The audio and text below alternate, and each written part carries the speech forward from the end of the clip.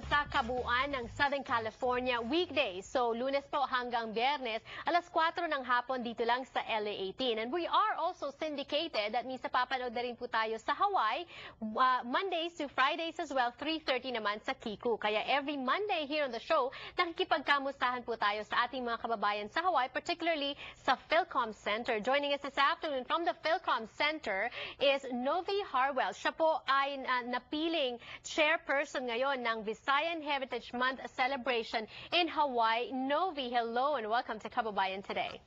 Hi, good afternoon. It's good morning in Hawaii right now. Aloha. Magandang umaga po. Yes, aloha to you. This is the third week, Novi, that we're talking about the Visayan Heritage Month. I guess it's a big thing there in Hawaii as well because this is the perception is maraming Ilocano dyan sa Hawaii pero hindi namin masyadong alam na marami pala din mga kababayan tayong mga Bisaya dyan sa Hawaii. Marami. Sobrang dami namin at all over the island. Kaya the organization has been around for 18 years but not too active as a community. But ngayon, ipapakita namin kung anong pwede rin ibigay at ipakita ng lahat ng mga Bisaya or kabisayaan dito sa Hawaii. You have also been a member of the Congress of the Visayan organization since 2007. Let's talk a little bit about the Congress because I know that it's instrumental in instituting Visayan Heritage Month in Hawaii as well. Ano ba ang objectives ng Congress of the Visayan organization? Ang objective namin is to actually gather and enhance the culture, the heritage that we have as Visayans in Hawaii. As a matter of fact, Congress of the Visayan is just the umbrella of the designated, like we have a lot of unit organizations all over the state, like from the Big Island, Maui, and of course Oahu, Lanai, and Kauai. Ano So, ba? lahat yan. I'm sorry, go ahead. Lahat yan. So we actually, the headquarters right now is in Oahu, and we also have the foundation that actually we do have a lot of scholarship programs, and of course that's what happened to the high-end victims of typhoon. Congress of the Visayan actually raised up $200,000 to help the victims in the Philippines, of course, in cooperation with the Philcom Center and the Philippine Chambers of Commerce in Hawaii. Yes, of course, the Visayan region of the Philippines has been on the spotlight since Typhoon Haiyan. So I would expect na marami sa inyo talaga nag-bond together to help your kababayans, yung mga kabaryo ninyo sa Pilipinas. When we talk about the Visayans, mga Bisaya, ano ba yung mga distinct characteristics, qualities ng mga Visayans? Karamihan sa mga Bisaya usually because Christianity or the Spanish generation starts in the Visayas region. So marami kami actually, the language is pretty much like maraming Spanish language then like na Kutsara, Tenedor, like even the numbers is pretty much in like the same as the Spanish.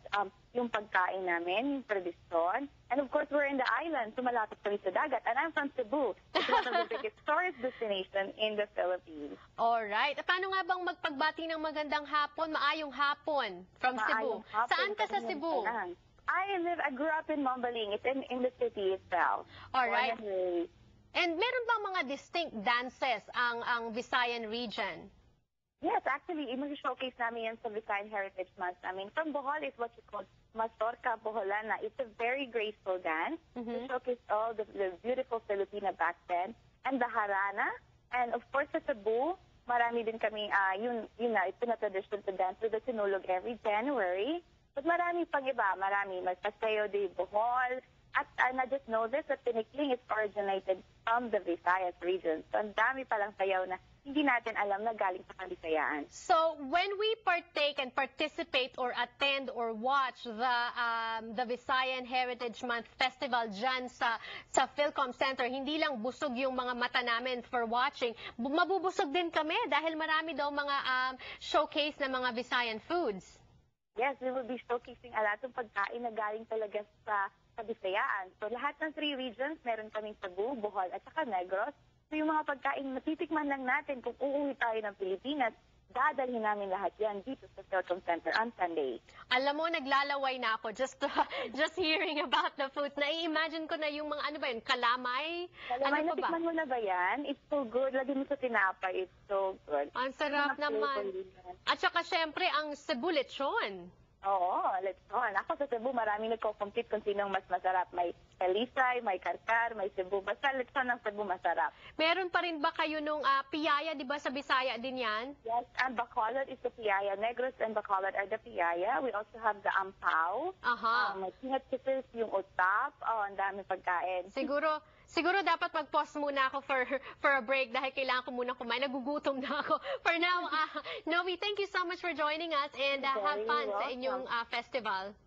Thank you so much. Thank you for having me. Mabuhay sa inyong lahat. Yes, mahalo at daghang salamat. Noe Harwell ng Congress of the Visayan Organization. Also, she is the chair of the Visayan Heritage Month. I hope you guys have a successful event. Meanwhile, entertainment news when we return on the show. Don't go away.